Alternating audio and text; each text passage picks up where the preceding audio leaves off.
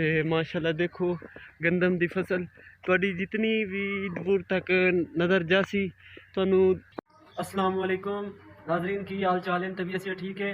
मैं गाँव च आ गया तो इंशाल्लाह हूँ मैं एक है कि जितने दिन गाँव च रहांगे इंशाल्लाह ਤੁਹਾਨੂੰ गाँव की खूबसूरती और जितने भी व्लॉग साढ़े होंगे वो पंजाबी च आएंगे इंशाल्लाह ਤੁਹਾਨੂੰ पसंद आएंगे। तो लाजमी साडा चैनल सबसक्राइब करो और जितने भी व्लॉग आ रहे हैं वो लाजमी देखो जी। मैं अपने घर तो बाहर आ गया थले फसलों गंदम की फसल ते मैं आखिया घर तो बाहर जाने तो एक अच्छा जिहा व्लॉग डिश ऐड करने तो यह साढ़े नाल गंदम की फसल है। देखो काफ़ी ज़्यादा तैयार हुई है तो फसल काफ़ी ज़्यादा पक्की हुई है। तो माशाल्लाह मैं आया, मैं आखिया एक अच्छा जिहा ना व्लॉग ऐड करने। माशाल्लाह बहुत ही ज़बरदस्त गाँव का व्यू है। तो माशाल्लाह देखो गंदम की फसल ਤੁਹਾਡੀ जितनी भी दूर तक नज़र जासी ਤੁਹਾਨੂੰ गंदम की फसल ही नज़र ही आसी। बहुत ज़्यादा दूर तक बहुत ज़्यादा खेत ने तो सारी गंदम की फसल ही लगी है। ना रोड है तो काफ़ी ज़्यादा ट्रैफिक चलती पई है।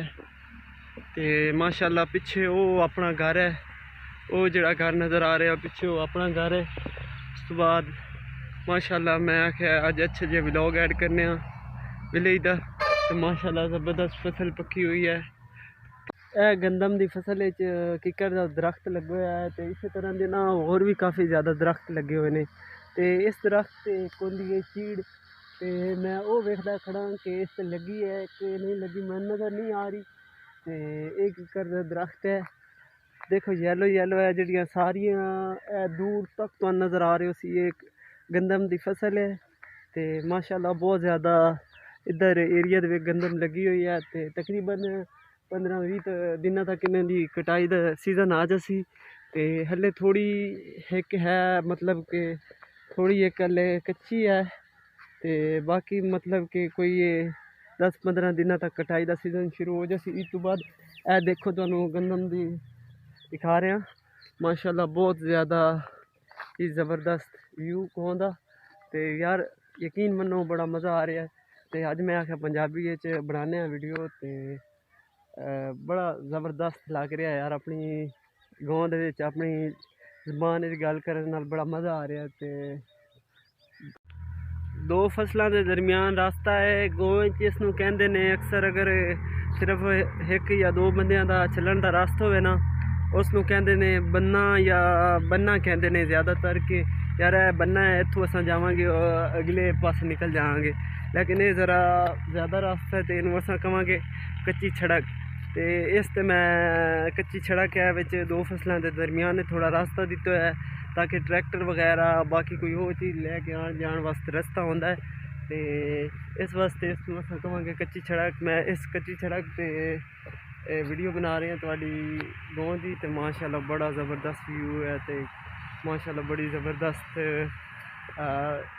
गाँव की फीलिंग है। तो एक्सप्लेन मैं नहीं कर सकता। माशाल्लाह बहुत ही अच्छी मज़ा आता जो भी गाँव के आके वीडियो शीडियो बनाई दी। उन्होंने ज़्यादातर इस तरह की ट्रैफिक देखने को मिलती है।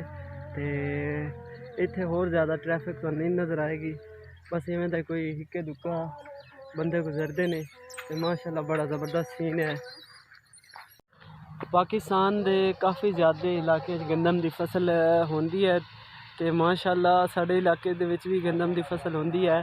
तो माशाल्लाह इत्थे गंदम की फसल की क्वालिटी बहुत अच्छी है। मैं तुहानू एक सिट्टा चेक कराना जिहदे विच गंदम के दाने होंदे ने। तो माशाल्लाह बहुत ज़्यादा अच्छी क्वालिटी इत्थे पाई जाती है।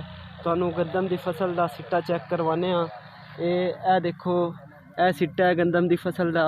तो माशाल्लाह इस तो लग रहा होएगा कि इस खेत कितनी निकलेगी। तो माशाल्लाह बहुत अच्छा ਇਹਦਾ सिट्टा पाया जाता है गंदम का। तो बहुत गंदम अच्छी किसान को मिलती है। चलो जी हुण असां अपनी वीडियो का इख्तिताम करने। तो माशाल्लाह यार मैं अपने गाँव च आके घूमिया फसलों के विच ते बड़ा ज़बरदस्त लग्या। तो हुण तुहाडा फर्ज है कि साडे चैनल को सबसक्राइब करो, लाइक करो, शेयर करो और जितनी भी हो सकती है सपोर्ट करो ताकि असां अच्छी तो अच्छी वीडियो और बनाते जाइए। शुक्रिया जी, जज़ाकल्लाह।